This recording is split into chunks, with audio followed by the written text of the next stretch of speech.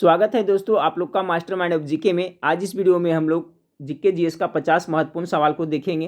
तो पूरा वीडियो आप लोग जरूर देखिएगा। चैनल पर पहली बार विजिट कर रहे हैं तो चैनल को सब्सक्राइब कर बेल आइकन को जरूर दबा दीजिएगा। आज देखिए 8:30 बजे लाइव क्लास में आऊँगा फ्रेंड्स। कल मैं 8:30 बजे लाइव क्लास नहीं आया था, लेकिन आज मैं 8:30 बजे लाइव क्लास आऊँगा, तो लाइव क्लास में आप लोग जरूर जुड़िएगा। तो चलिए फ्रेंड्स, आज का पहला सवाल को देखते हैं। पहला सवाल आप लोग के सामने है कि निम्नलिखित में से पूर्व वैदिक आर्यों का सर्वाधिक लोकप्रिय देवता कौन था? गेस करते चलिएगा। इसका जो करेक्ट आंसर होगा ऑप्शन नंबर डी होगा, इंद्र था। ठीक है फ्रेंड्स, पूर्व वैदिक आर्यों का सर्वाधिक लोकप्रिय देवता कौन था? तो इंद्र था। 2 नंबर सवाल देखिए, बार बार पूछा जाता है कि ऋग्वेद में उल्लेखित प्रसिद्ध 10 राजाओं का युद्ध किस नदी के किनारे लड़ा गया था? ये 10 राजाओं का युद्ध किस नदी के किनारे लड़ा गया था? 2 नंबर सवाल का राइट आंसर होगा फ्रेंड्स ऑप्शन नंबर ए हो जाएगा, पुरुषनी नदी को। ठीक है, पुरुषनी नदी को ही रावी नदी भी कहा जाता है फ्रेंड्स, याद रखिएगा। इसका पुराना नाम है पुरुषनी, इसको रावी नदी भी कहा जाता है। तो 10 राजाओं का युद्ध जो है फ्रेंड्स लड़ा गया था आपका पुरुषनी नदी के तट पर। तो सवाल नंबर 2 का correct answer option number A हो गया। सवाल नंबर 3 को देखिए। सवाल नंबर 3 आपका है कि निम्नलिखित में से किसे भारत का प्रथम विधि निर्माता माना जाता है? तो भारत का जो प्रथम विधि निर्माता माना जाता है, किसे माना जाता है? तो मनु को माना जाता है। ऑप्शन नंबर बी इसका करेक्ट आंसर होगा। सवाल नंबर 4 को देखिए। हाँ फ्रेंड्स, तो सवाल नंबर 4 देखिए। सवाल नंबर 4 है, किस जैन सभा में अंतिम रूप से श्वेतांबर आगम का संपादन हुआ था? तो 4 नंबर सवाल का जो राइट आंसर होगा friends option number B, Vallabhi. जैसा कि आप लोग को पता है फ्रेंड्स, याद रखिएगा कि जैन संगीति 2 बार हुआ था। एक पाटलिपुत्र में हुआ था फ्रेंड्स, और दूसरा गुजरात के वल्लभी में हुआ था। तो ये आपका जो वल्लभी में हुआ था उसी में ये हुआ था फ्रेंड्स। किस जैन सभा में अंतिम रूप से श्वेतांबर आगम का संपादन हुआ था? तो वल्लभी में, यानी द्वितीय जैन सभा में जो वल्लभी में हुआ था। ठीक है, अब चलिए सवाल नंबर 5 को देखिए। सवाल नंबर 5 आपके सामने है कि निम्नलिखित में से किसे सर्वश्रेष्ठ स्तूप मानते हैं?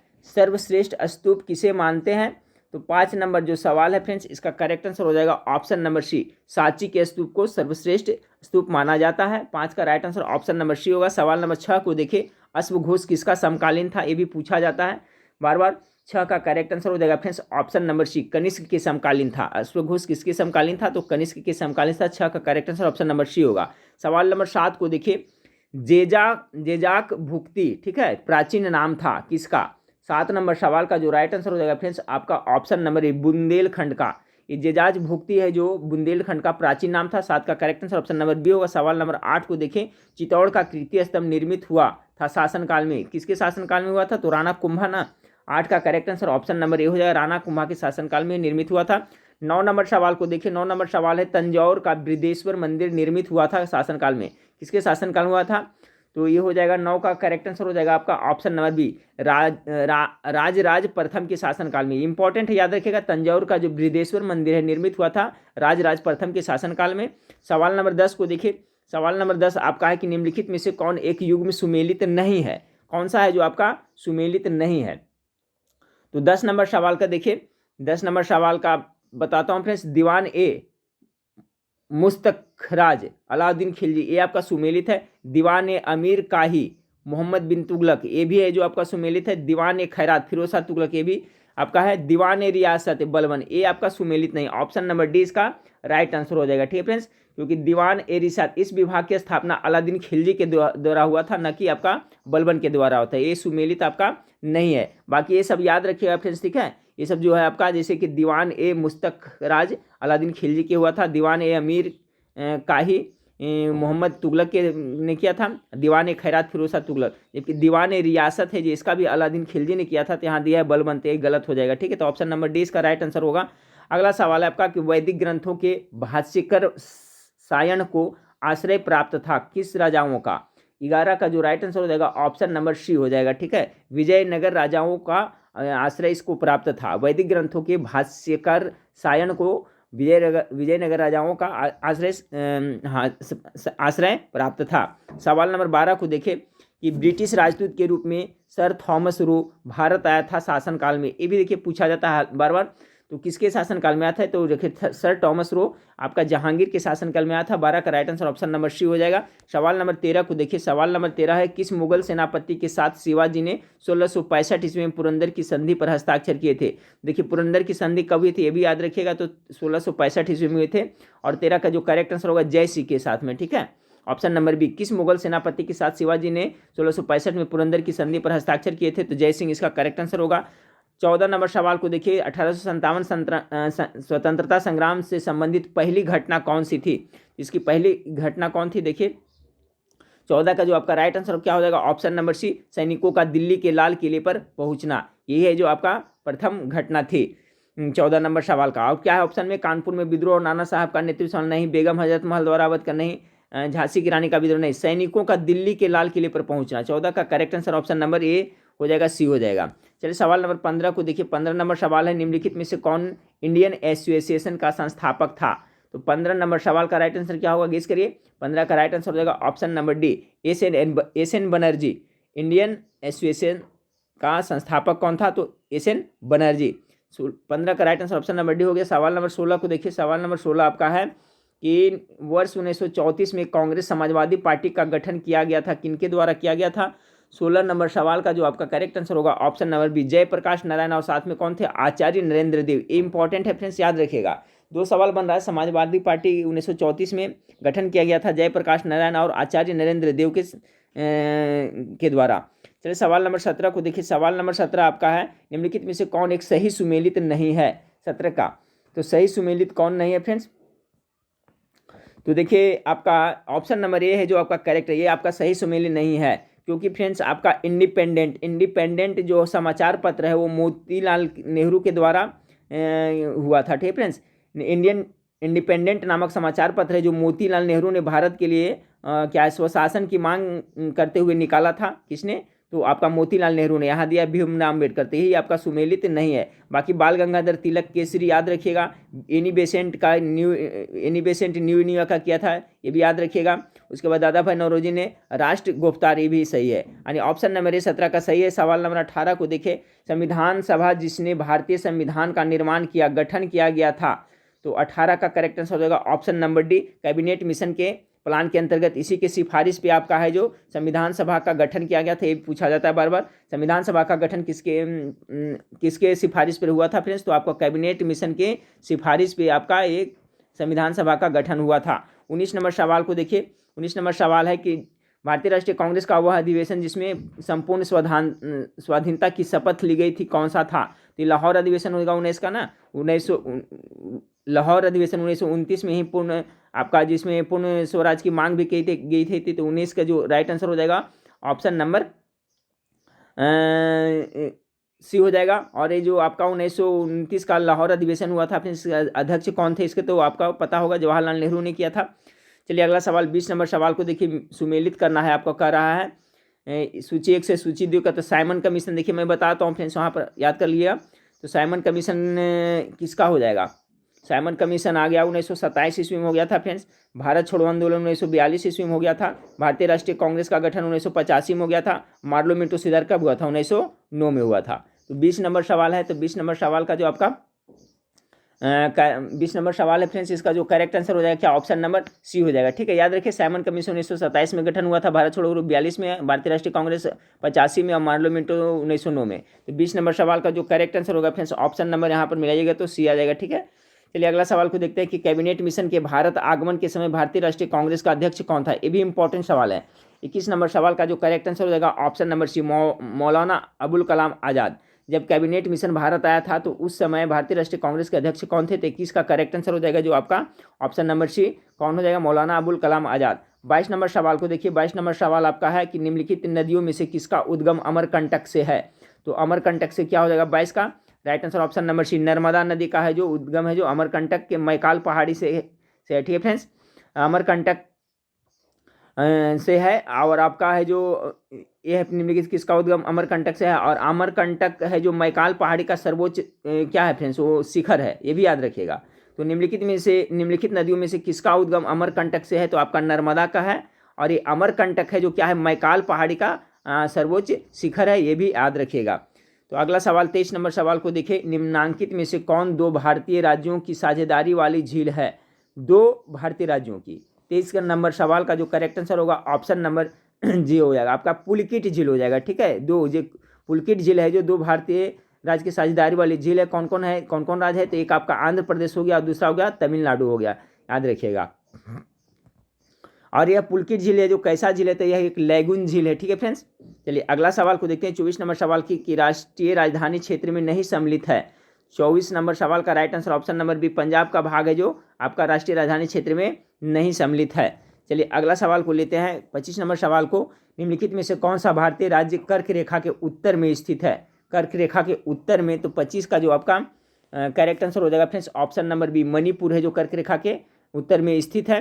चलिए सवाल नंबर 26 को देखिए। सवाल नंबर 26 आपके सामने है कि कोयले का सर्वाधिक उपयोग होता है किस में? तो किसके में होता है फ्रेंड्स? ऊर्जा उत्पादन में, लोहा एवं इस्पात संयंत्रों में, रेलवे में या वाष्पीय जहाजों में।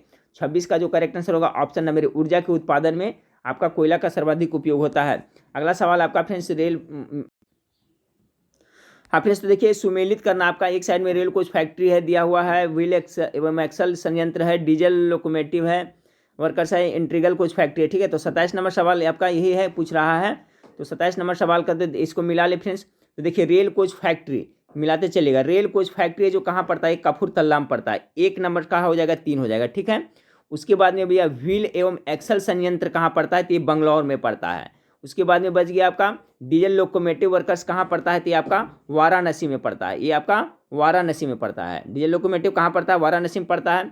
बच गया इंटीग्रल कोच फैक्ट्री कहाँ पड़ता है? तो ये पेरम्बूर तमिलनाडु में है, वहाँ पड़ता है। यानी कि डी का आपका 2 हो जाएगा। तो क्लियर हो गया होगा फ्रेंड्स, एक बार फिर से कर लें। देखिए रेलवे कोच फैक्ट्री कहाँ है? तो याद करते चले कपूरथला में। व्हील एवं एक्सल संयंत्र कहाँ है? तो आपका ये आपका बंगलौर, ये आपका हो गया फ्रेंड्स। व्हील एवं एक्सल संयंत्र कहाँ पड़ता है? ये आपका बंगलौर में पड़ता है। ठीक है, डीजल लोकोमोटिव कहाँ पड़ता है? वाराणसी में पड़ता है। इंटीग्रल कोच फैक्ट्री कहाँ पड़ता है? तो पेरम्बूर में पड़ता है। यानी आपका सवाल नंबर 27 का जो सुमेलित करिएगा तो जो राइट आंसर हो जाएगा ऑप्शन नंबर डी, 1 का 3, बी का 1, सी का 4 और डी का 2। चलिए अगर 28 नंबर सवाल को देखिए। 28 नंबर सवाल आपका क्या है कि निम्नांकित में से कौन भारत का सबसे पुराना जल शक्ति उत्पादक केंद्र है? तो सबसे पुराना अगर जो पूछा जाए फ्रेंड्स तो आपका शिवसुंदरम हो जाएगा। ठीक है, 28 नंबर सवाल का right answer option number D, Sivasundaram हो जाएगा। भारत का सबसे पुराना जल शक्ति उत्पादन केंद्र शिवसुंदरम है जो कावेरी नदी पर, ये भी याद रखिए शिवसुंदरम कहाँ है? तो कावेरी नदी पे है।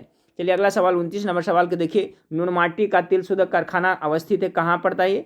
तो आपका ये असम राज्य में पड़ता है। ऑप्शन नंबर ए इसका राइट आंसर होगा। सवाल नंबर आपने तो सवाल नंबर 30 देखिए। सवाल नंबर 30 सिंपल है, भारत में मैग्नीज का अग्रगण्य उत्पादक है, यानी मैग्नीज का उत्पादन भारत में सबसे ज्यादा किस राज्य में होता है? चलिए इसका जवाब हमें आप कमेंट करके बताइएगा। 30 नंबर सवाल का 30 नंबर सवाल का राइट आंसर क्या होगा? कमेंट करके बताइएगा कि भारत में मैग्नीज का सबसे ज्यादा उत्पादक राज्य कौन है। 31 नंबर सवाल को देखिए।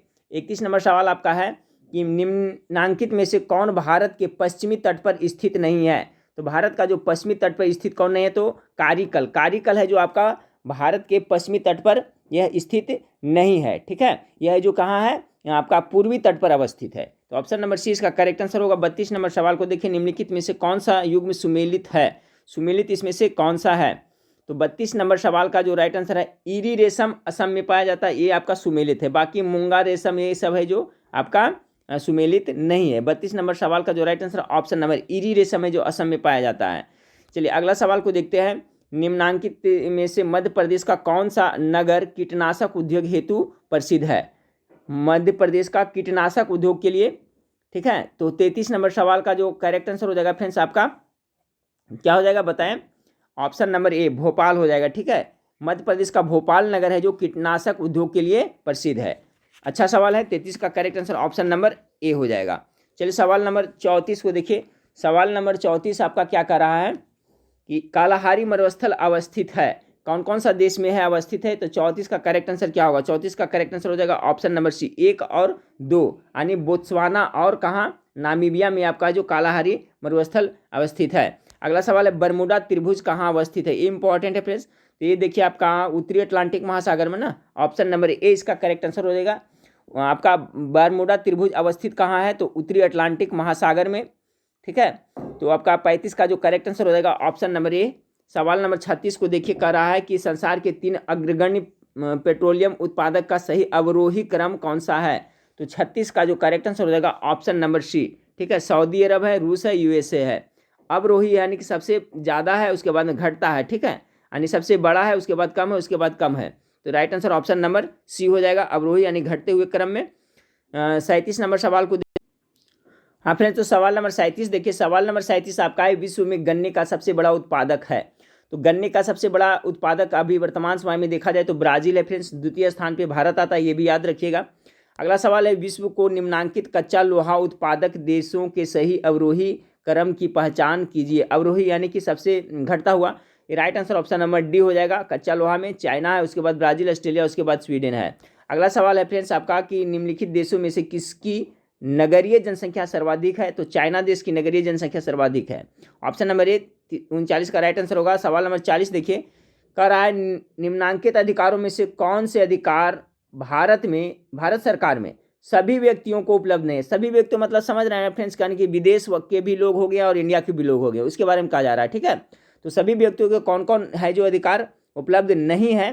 तो इसका जो राइट आंसर हो जाएगा फ्रेंड्स ऑप्शन नंबर डी हो जाएगा। 2, 3, 4 जैसे भेदभाव के विरुद्ध अधिकार, देश भर में स्वतंत्रता, स्वतंत्र भ्रमण की स्वतंत्रता, चुनाव लड़ने का अधिकार। ये सब देखिए जो सिर्फ केवल भारतीयों के लिए है, यहाँ पर पूछा जा रहा है सभी व्यक्तियों के। तो विधि के समझ समानता तो सभी देश से भी, विदेश के जो भी आते हैं उनके लिए सभी को मतलब कि प्राप्त है। लेकिन भेदभाव का विरुद्ध अधिकार और देश में स्वतंत्र भ्रमण का, चुनाव लड़ने का अधिकार है केवल भारतीयों के लिए है। तो देखिए क्वेश्चन को इस तरह से घुमाया गया था।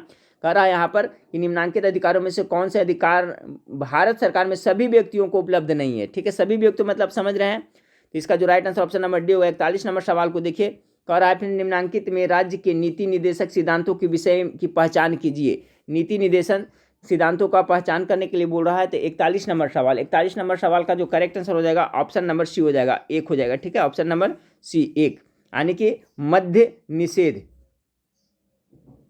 इसका जो राइट आंसर करा है यानी कि मध्य निषेध।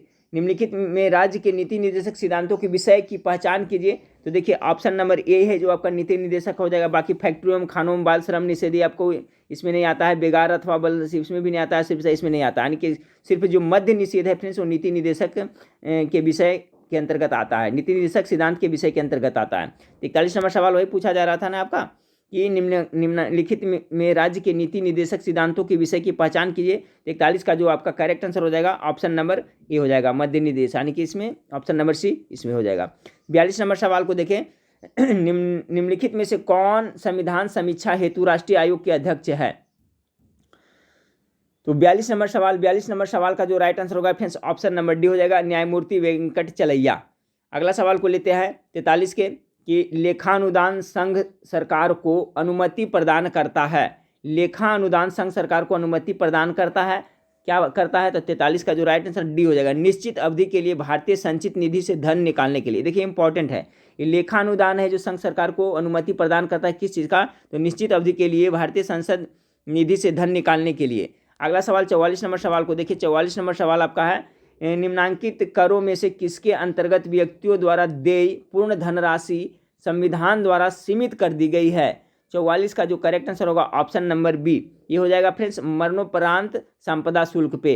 अगला सवाल को देखते हैं 45 नंबर सवाल है कि निम्नांकित किस विवाद में सर्वोच्च न्यायालय ने पहली बार संसद की संविधान संशोधन शक्ति को सीमित किया था। 45 का जो करेक्ट आंसर हो जाएगा ऑप्शन नंबर बी, गोलखनाथ बनाम पंजाब राज्य। अगला सवाल को देखते हैं 46 नंबर सवाल है, कथन वाला है आपका फ्रेंड्स कि भारत में न्यायिक पुनरीक्षण क्षेत्र सीमित है। ये कथन हो गया, कारण है कि भारतीय संविधान उदार वस्तुओं से भरा थैला है। तो इसका जो कुट में आंसर देना है फ्रेंड्स, तो इसका जो 46 नंबर है उसका राइट आंसर हो जाएगा ऑप्शन नंबर बी हो जाएगा बी हो जाएगा। ए और आर दोनों सही है, ठीक है, ये दोनों सही है, लेकिन आर है जो ए का सही व्याख्या नहीं करता है। भारत में न्यायिक पुनरीक्षण क्षेत्र सीमित है, ये भी सही है, और भारतीय संविधान उदार वस्तुओं से भरा थैला, ये भी सही है, लेकिन है जो फ्रेंड्स का है कि आर ए का सही व्याख्या नहीं करता है। तो ऑप्शन नंबर 20 का करेक्ट आंसर। 47 नंबर सवाल को देखिए। 47 नंबर सवाल आपका है कि मुख्य आयुक्त को पदच्युत किया जा सकता है। बहुत इंपॉर्टेंट सवाल है फ्रेंड्स, जो मुख्य आयुक्त है उसको पदच्युत किस तरह से किया जा सकता है। तो मुख्य निर्वाचन आयुक्त के बारे में पूछा जा रहा है ना। तो सवाल नंबर 47 का जो राइट आंसर होगा ऑप्शन नंबर बी, उस प्रक्रिया द्वारा जो सर्वोच्च न्यायालय के न्यायाधीशों पर लागू होती है वही प्रक्रिया के द्वारा मुख्य निर्वाचन आयुक्त को हटाया जा सकता है। 48 नंबर सवाल को देखिए फ्रेंड्स, इसमें भी कथन वाला है। कथन ए में क्या दिया है कि भारतवर्ष में विनिवेश अर्थव्यवस्था के उदारीकरण की प्रक्रिया का एक समाहित अंग है, कारण इससे प्राप्त आय को राज्य द्वारा घोषित नीति के अनुसार उपयोग में लाया जा सकता है। तो आपके इसका राइट आंसर क्या होगा, तो 48 नंबर सवाल का जो करेक्ट आंसर हो जाएगा ऑप्शन नंबर सी हो जाएगा। ए सही है किंतु आर गलत है। ठीक है फ्रेंड्स, ए वाला जो कथन है जो आपका ये सही है और आर है जो आपका क्या है, गलत है। तो इसका जो 48 का right answer option number C हो जाएगा। 49 नंबर सवाल को देखिए। 49 नंबर सवाल आपका है कि BIFR संबंधित है, किससे संबंधित है। 49 नंबर सवाल का करेक्ट आंसर हो जाएगा फ्रेंड्स ऑप्शन नंबर ए, रुग्ण इकाइयों के पुनर्निर्माण एवं वित्तीयन से है। BIFR संबंधित किससे है, तो इसका हो जाएगा फ्रेंड्स ऑप्शन नंबर ए हो जाएगा। BIFR का फुल फॉर्म क्या होता है, तो board for industrial and financial reconstruction. ठीक है फ्रेंड्स, इसका फुल फॉर्म होता है, याद रखिएगा। B4 हो गया board, board for industrial and financial reconstruction, यानी कि औद्योगिक एवं वित्तीय पुनर्निर्माण बोर्ड। तो इसका जो right answer option number A होगा। ये पूछा जा रहा है ना कि BIFR संबंधित है, तो ऑप्शन नंबर ए इसका राइट आंसर होगा, रुग्ण इकाइयों के पुनर्निर्माण वित्तीयन से है।